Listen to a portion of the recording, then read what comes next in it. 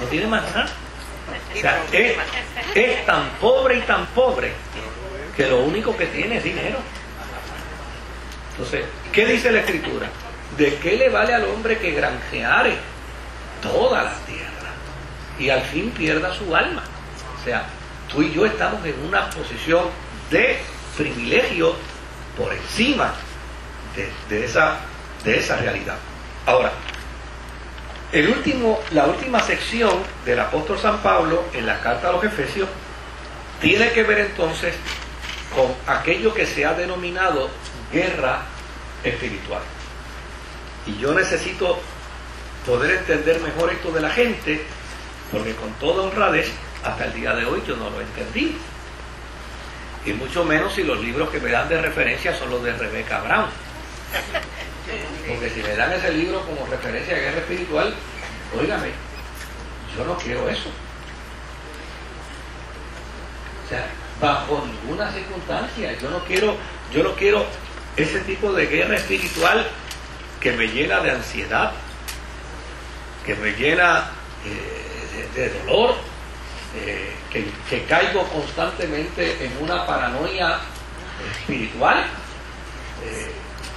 que el diablo me está persiguiendo todo el día, que me quema las habichuelas, me vacía la goma del carro, que me ala la sábana cuando me voy a acostar y no me deja dormir.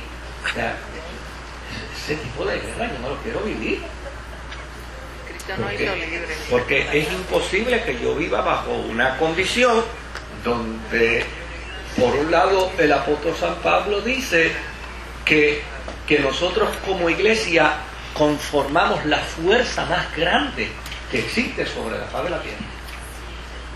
Es más, Pablo llega a decir, y lo vamos a descubrir hoy, Pablo llega a decir inclusive que la iglesia le tiene que hacer saber a los poderes que la fuerza y el poder es de nosotros.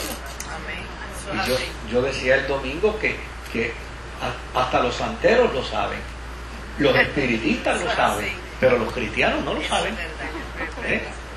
Mire, yo recuerdo cuando yo fui a pastorear la iglesia de Trujillo, de Guaynabo, en Camarones, allí hay un centro espiritista y se reunieron para hacer qué sé yo cuántas cosas para que la iglesia se cerrara.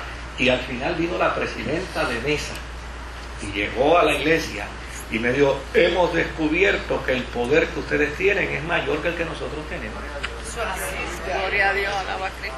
Entonces yo me encuentro con unos cristianos que hasta si le van las cosas mal dicen: pastor, no me habrán echado un fufu. Porque fíjese que la suegra mía practica esas cosas, que eso conste, que ella practica esas cosas. Entonces uno dice: pero ¿qué evangelio conoce? ¿O qué evangelio conoce? Donde los poderes del mal le intimidan, cuando la Biblia dice que ellos son los que deben estar intimidados con la iglesia del Señor. La Biblia dice: las puertas del infierno. Entonces yo me toco con unos cristianos perditos que o tienen que convertirse de nuevo, o hay que mandarlos a un hospital psiquiátrico, porque están dentro de unas crisis que han confundido unas cosas con las otras y no han desarrollado un nivel de vida cristiana saludable y sano. Ahora, cuando el apóstol San Pablo habla de guerra espiritual, es importante conocer algunas cosas que yo creo que son claras.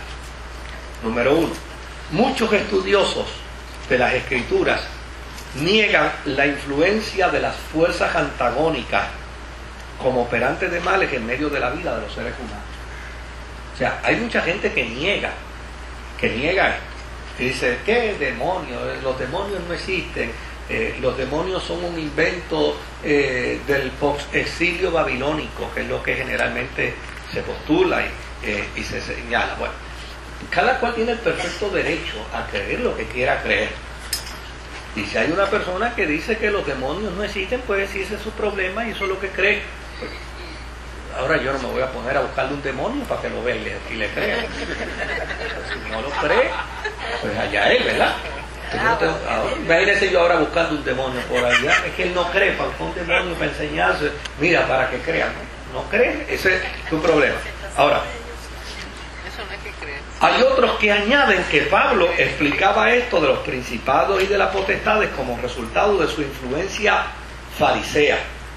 Porque obviamente Pablo viene de la corriente de los fariseos.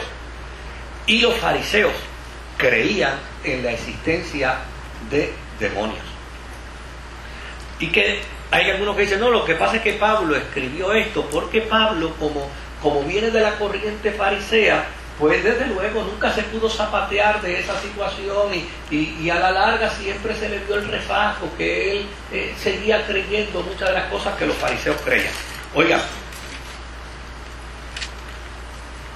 lo que esta gente no puede negar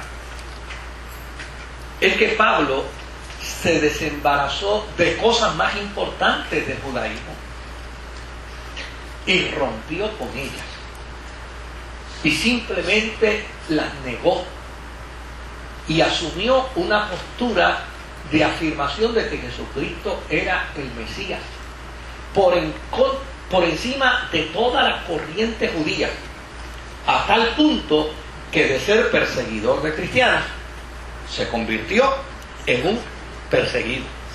Entonces, si Pablo supo desembarazarse de muchas de las posturas judías porque las entendía y las concebía no cristianas o no bíblicas o no correspondientes al Antiguo Testamento, entonces, si eso era así, y la razón por la que él cree en los principados y en las potestades es por una influencia judía, pues Pablo se pudo haber desembarazado de eso también. Ahora, ¿por qué Pablo no se desembarazó de eso? Pues mire, Pablo no se desembarazó de ello porque en el Nuevo Testamento, quien más habla de la existencia de los poderes del mal es Jesús. Eso es interesante. O sea, yo me topo con un montón de gente. Está bien, usted tiene el perfecto derecho a creer como cree. Ahora, ¿sería Jesús un ignorante? ¿Sería Jesús tan ignorante que creía en la existencia de los poderes del mal sin saber que existían? ¿Era Jesús un Quijote que entendía que no existían los polinos, que lo que existía era el gigante? No. O sea, Jesús es la revelación de Dios, es el Verbo encarnado, es el conocedor de los misterios que los hombres no pueden conocer y es el revelador de los misterios. Es lo que dice el autor de los Hebreos, es el autor y el consumador de la fe y de todas las cosas que tienen que ver con respecto al mundo espiritual. Y fue Jesús mismo el que desenmascaró los poderes y las fuerzas del mal. Entonces, desde luego, ¿por qué Pablo sigue asumiendo esta postura aun cuando se desembarazó de todas las demás posturas y de todas las demás posiciones? Mire, la razón por la que Pablo lo asume es porque Jesús lo asumió. Y una de las cosas, fíjense bien, una de las cosas que hacía teología, y esto lo hemos dicho con anterioridad, una de las cosas que hacía teología en el siglo I era que si un apóstol lo dijo y Jesús lo había dicho, era ley. Por lo tanto, si Jesús había hablado de los poderes del mal y de la existencia de los poderes del mal, pues Pablo entiende que eso es ley. Ahora, si usted observa algo más, de todos los movimientos religiosos que había entre los judíos, ¿con cuál era el movimiento que más Jesús peleaba? Por los fariseos. ¿Sabe por qué peleaba con los fariseos? Porque los fariseos eran los que más cercanos estaban teológicamente a la postura de Jesús. Y desde luego, usando las expresiones de Marcos, el coraje que le daba Jesús con los fariseos era que los fariseos creían como él, pero como él era el que lo decía, entonces lo contradecían.